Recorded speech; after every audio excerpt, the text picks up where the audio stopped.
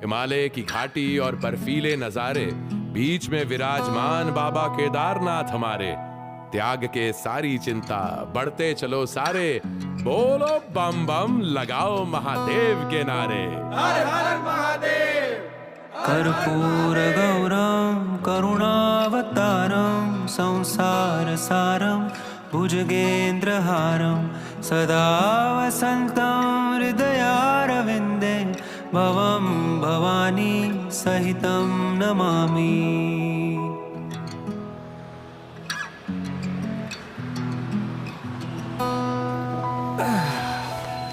लो जी, शाम होने को है और हम पहुंच चुके हैं सोनप्रयाग। बस का सफर बड़ा खूबसूरत नज़ारों से भरा था, लेकिन 12 घंटे के सफर के बाद आप समझ सकते हैं कि आपकी क्या हालत हो रही होगी। खैर, हरिद्वार और ऋषिकेश दोनों जगह से सोनप्रयाग के लिए बस मिल जाती है और अगर चाहो तो यहाँ भी रात्रि विश्राम कर सकते हैं। लेकिन हम यहाँ से सीधा अपनी यात्रा के अगले पड़ाव गौरी कुंड के लिए निकलेंगे और गौरी कुंड में आज रात आराम करेंगे।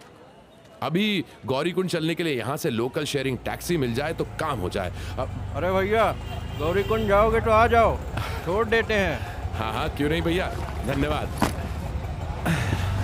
देखा, महादेव साथ हो तो सब कुछ आसान हो जाता है। चलिए चलिए, आप भी मेरे साथ टैक्सी में बैठिए, बातें तो लगातार होती रहेंगी। सबसे पहले गौरी कुंड चलते हैं। वैसे केदारनाथ समुद्र तल से 3583 मीटर की ऊंचाई पर चोराबारी ग्लेशियर के पास स्थित है, जहां से मंदाकिनी नदी निकलती है। केदारनाथ मंदिर तक पहुंचने के लिए तीर्थयात्रियों को लगभग 23 किलोमीटर पैदल चलना पड़ता है। जी हाँ, केदारनाथ धाम से जुड़ी कई मान्यताएं प्रचलित हैं। शिव पुराण की कोटि रुद्र संहिता में लिखा है कि पुराने समय में केदारनाथ में विष्णु भगवान के अवतार नर नारायण पार्थिव शिवलिंग बनाकर रोज उनकी पूजा करते थे। ऋषि नर और नारायण की साधना स्थली होने के कारण ये जगह पवित्र हो गई। उनके सालों तक चलने वाले कठोर तप को देखकर एक दिन नर नारायण की भक्ति से प्रसन्न होकर भगवान शिव यहाँ प्रकट हुए।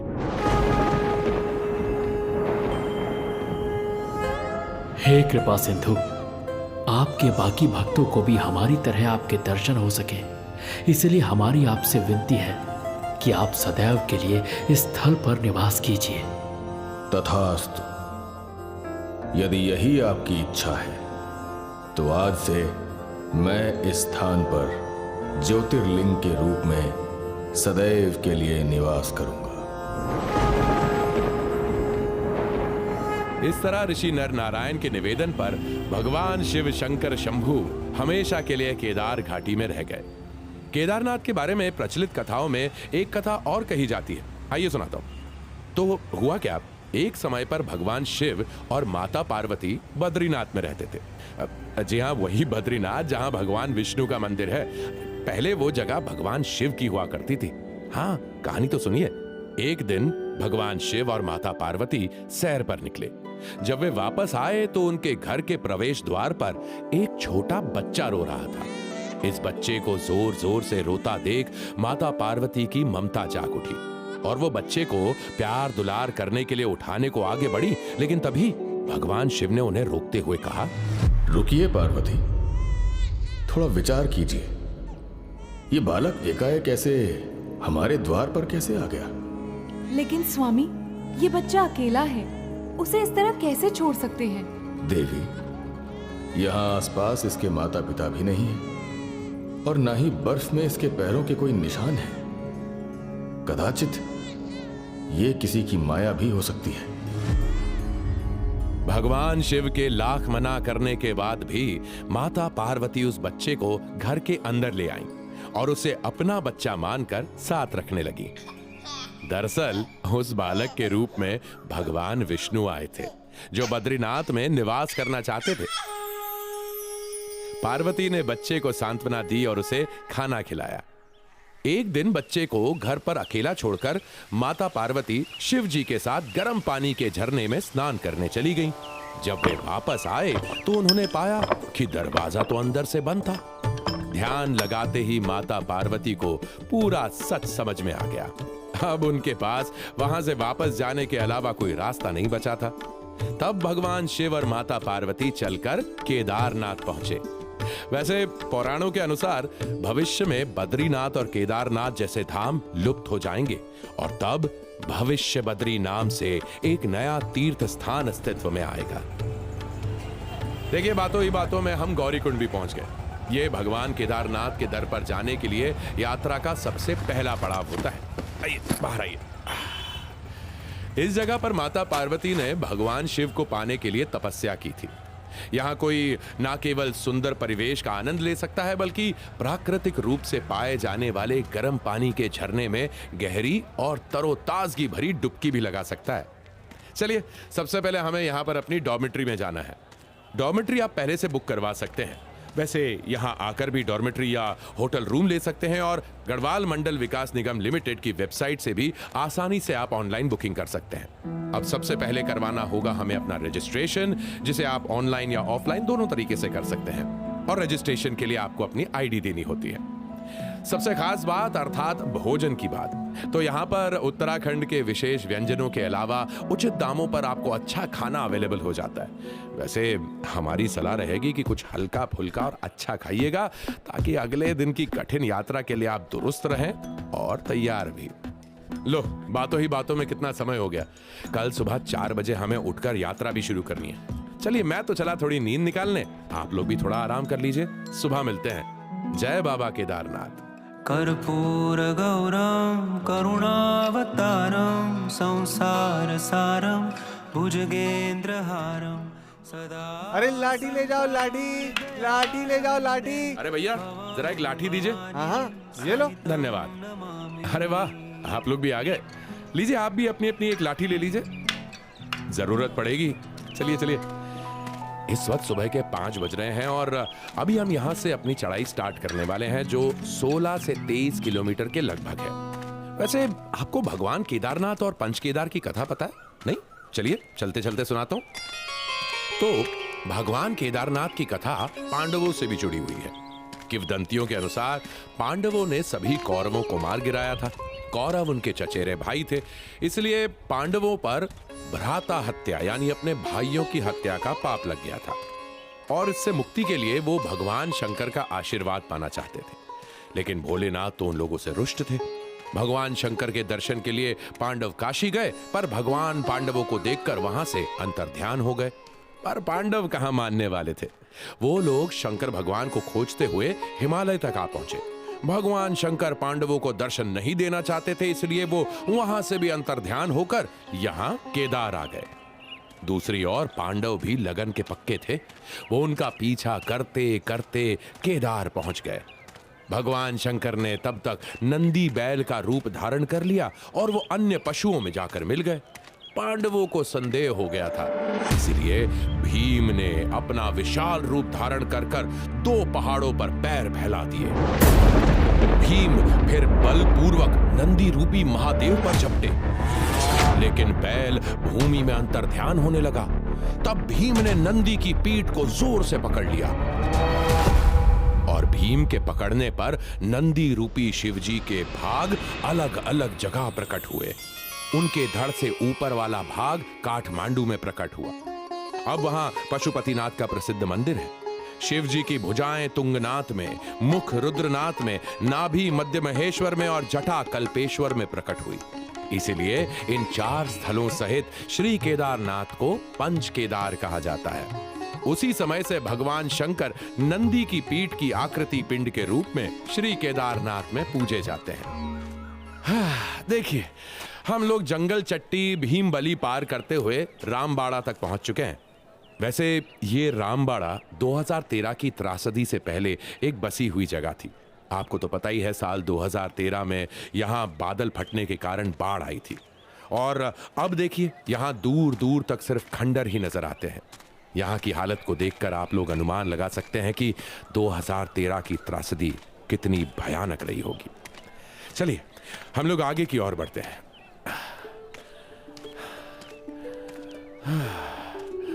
वैसे पांडवों के स्वर्गारोहण के पश्चात उनके पौत्र महाराज जन्मेजय ने यहाँ पर विशाल मंदिर का निर्माण कराकर इस ज्योतिर्लिंग की पूजा अर्चना करवाना शुरू की। यहीं के पुजारियों ने चक्रवर्ती सम्राट युधिष्ठिर का राजसूय यज्ञ संपन्न करवाया था। इनके पूर्वज ऋषि शांडिल्य उपमन्यु आदि पांडवों के कुल गुरु रह चुके हैं। अरे अरे क्या, जरा संभल के, ध्यान से चलिए भैया, गिरते गिरते बचे। हाँ, काफी वक्त से चलते चलते हम लगभग मंदिर के करीब पहुंचने ही वाले हैं। शास्त्रों में इस जगह के बारे में सच ही कहा गया है। इस जगह पर सचमुच बड़े बड़े सिद्ध मुनि ऋषि तपस्या करते होंगे। यहाँ पर आते ही यहाँ का माहौल उनकी ऊर्जाओं का एहसास करवाता है। इस लंबी सी चढ़ाई की यात्रा के बाद यहाँ आकर सामने बाबा केदारनाथ के मंदिर को देखकर ऐसा लग रहा है जैसे रेगिस्तान में भटकते राहगीर को पानी का कुआं मिल जाए। अब हम सबसे पहले अपने रुकने की जगह पर चलते हैं। हमने GMVN अर्थात गढ़वाल मंडल विकास निगम की डॉर्मेट्री को बुक किया है। मंदिर के आसपास कुछ लोग अपने टेंट लगाकर भी सोते हैं, और अगर आप ऐसा कुछ प्लान करने वाले हैं तो ठंड से बचने की प्रॉपर व्यवस्था करके आएं, क्योंकि यहाँ पर टेम्परेचर माइनस में चला जाता है। हाँ, ठंड तो मुझे भी लगने लगी है, लेकिन क्या करें, सबसे पहले स्नान तो करना होगा और उसके बाद मंदिर में दर्शन के लिए चलेंगे। चलिए। हाँ, एकदम तरोताजा होकर अब हम मंदिर की तरफ चलने के लिए तैयार हैं। वो देखिए, सामने मंदिर नजर आ रहा है। इसकी ऊंचाई तकरीबन 85 फीट, लंबाई 187 फीट और चौड़ाई 80 फीट बराबर है। इस मंदिर की दीवारें 12 फीट मोटी हैं और बेहद मजबूत पत्थरों से बनी है। केदारनाथ मंदिर 6 फुट ऊंचे मंच पर स्थित है। अब आप सोच रहे होंगे कि इस मंदिर को इतनी ऊंचाई पर बनाया कैसे गया। देखिए, मंदिर को इस ऊंचाई तक एक बड़े पत्थर से तराश कर बनाया गया है। विशेषज्ञों का मानना है कि पत्थरों को जोड़ने के लिए इंटरलॉकिंग टेक्निक का इस्तेमाल किया गया होगा। अब ये एक ऐसी टेक्निक है जिसकी वजह से केदारनाथ मंदिर को नदी के बीच में रखा जा सके। पुरातत्व एक्सपर्ट्स यानी कि आर्कियोलॉजिस्ट्स के अनुसार मंदिर की छत एक ही पत्थर से बनी है। इतने विशिष्ट तरह से उस वक्त इस मंदिर को कैसे बनाना मुमकिन हुआ होगा, यह अपने आप में एक आश्चर्य की बात है। अरे देखिए, लाइन आगे बढ़ने लगी। थोड़ी ही देर में हम अंदर पहुंच जाएंगे। आप भी भगवान के दर्शन करने के लिए तैयार हो जाइए और अपनी अपनी मन्नतें मांग लीजिए। चलिए चलिए, संभल के। लो, पहुंच ही गए आखिर भगवान केदारनाथ के समक्ष। आप भी दर्शन कर लीजिए। वो देखिए, यहाँ गर्भगृह के मध्य में भगवान श्री केदारेश्वर जी का स्वयंभू ज्योतिर्लिंग, और आसपास माता पार्वती, भगवान कृष्ण, 5 पांडव और उनकी पत्नी द्रौपदी, नंदी और भगवान वीरभद्र का दर्शन भी कर लीजिए। हाँ, ये सौभाग्य है हमारा। अभी थोड़ी ही देर में शाम की आरती होने वाली है। हम एकदम सही समय पर दर्शन करके बाहर निकल आए, इसलिए अब आरती में भी शामिल हो सकते हैं। अरे, आप दिन में कभी आए तो आपको बता दूं कि भगवान केदारनाथ की पूजा अर्चना की शुरुआत सुबह 4 बजे अभिषेक के साथ होती है।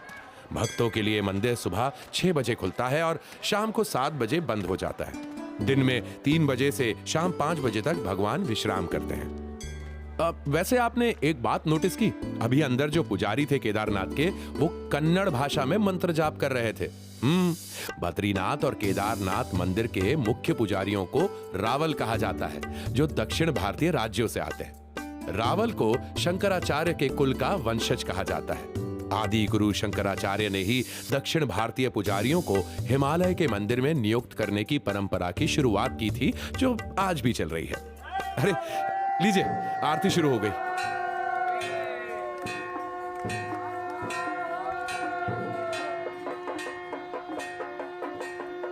चारों तरफ बर्फ से ढके हुए खूबसूरत पहाड़, तारों भरा खूबसूरत आसमां और बीच में भगवान केदारनाथ का धाम।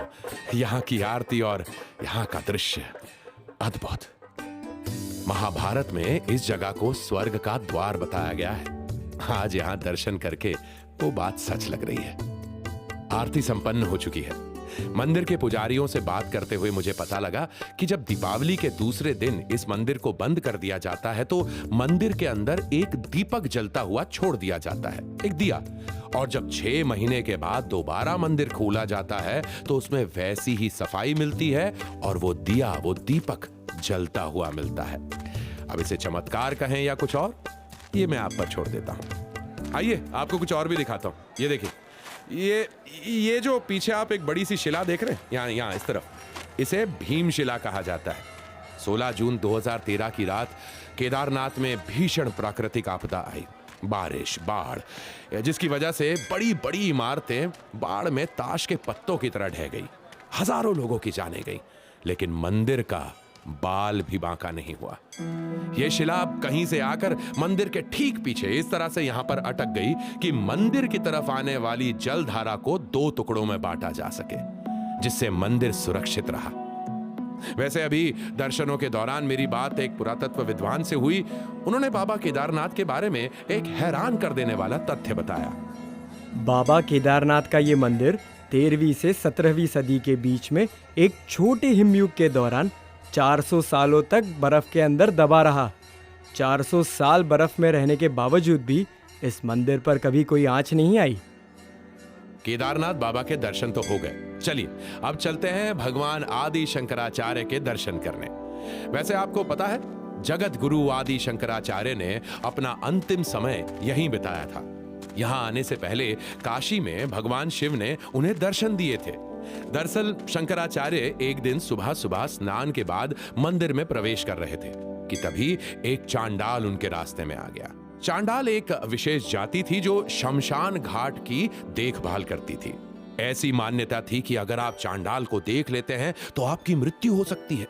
कोई भी उनसे कोई संबंध नहीं रखना चाहता था।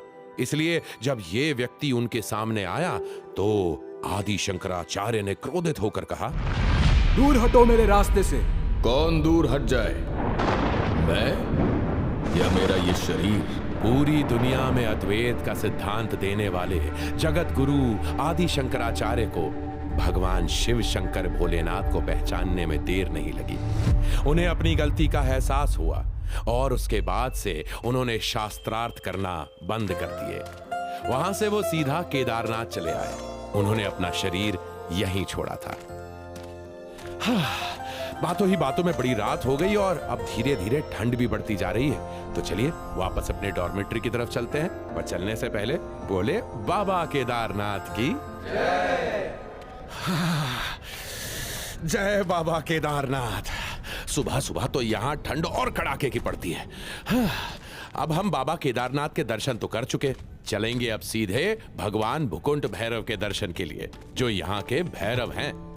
बाबा भूकुंड भैरव को केदारनाथ का पहला रावल माना जाता है। उन्हें यहाँ का क्षेत्रपाल कहा जाता है।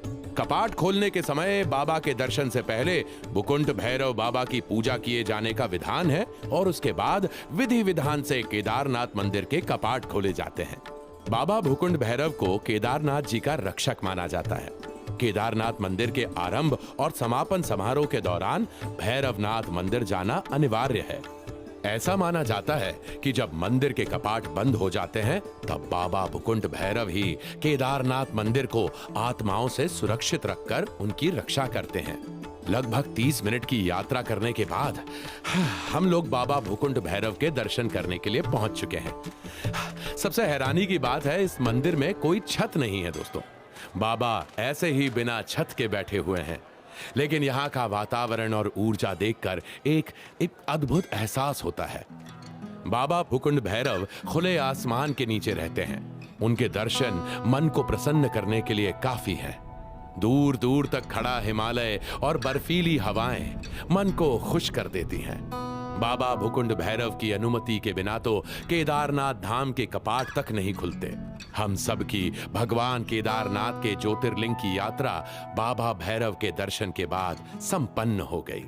बोलिए बाबा केदारनाथ की हर हर महादेव। कर्पूर गौरम करुणावतारम संसार सारम भुजगेंद्रहारम। फिर मिलेंगे एक नई अद्भुत तीर्थ यात्रा के साथ, नई ऊर्जा के साथ, आप सभी को एक नई आत्मिक यात्रा पर ले जाने के लिए। हमारे साथ बने रहिए और अपने फीडबैक कमेंट सेक्शन में देते रहिए। हर हर महादेव।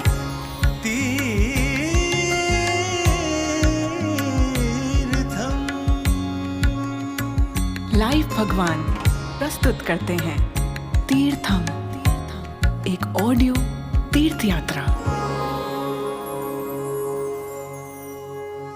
ये श्रृंखला पौराणिक और लोक कथाओं से प्रेरित है। कहानियों को अधिक प्रभावी ढंग से प्रस्तुत करने के लिए रचनात्मक स्वतंत्रता ली गई है। ये श्रृंखला किसी भी व्यक्ति की किसी भी घटना या व्यक्तिगत इतिहास का तथ्यात्मक चित्रण होने का दावा या जानकारी की पूर्णता, सटीकता, विश्वसनीयता, उपयुक्तता या उपलब्धता के बारे में किसी भी प्रकार का कोई भी प्रतिनिधित्व या वारंटी नहीं देते हैं। इस कार्यक्रम में दिखाए गए सभी पात्रों के नाम, स्थान, घटनाएं या तो पूरी तरह से काल्पनिक है या काल्पनिक तरीके से प्रयोग की गई है। किसी भी व्यक्ति, जीवित या मृत, या घटना या स्थान से समानता एक संयोग मात्र है। इस श्रृंखला की विषय वस्तु का उद्देश्य किसी भी व्यक्ति, धर्म, धार्मिक समूह, समुदाय, संस्था, राष्ट्रीयता, पेशे या किसी भी वर्ग के व्यक्ति, लिंग, जाति, धर्म या व्यवसाय को बदनाम करना, अपमानित करना या उनकी भावनाओं को ठेस पहुंचाना नहीं है। कार्यक्रम की सामग्री के आधार पर दर्शक का कोई भी निर्णय या कार्य पूरी तरह से उनके अपने विवेक और स्वतंत्र इच्छा पर आधारित होगा, जिसका रचनाकार या प्लेटफॉर्म किसी भी तरह से इसके लिए या उससे उत्पन्न होने वाले किसी भी मुद्दे के लिए उत्तरदायी या जिम्मेदार नहीं होगा। ये श्रृंखला धूम्रपान या मदिरापान के सेवन को प्रोत्साहित नहीं करती। दर्शकों को सलाह दी जाती है कि वो उचित विवेक का प्रयोग करें।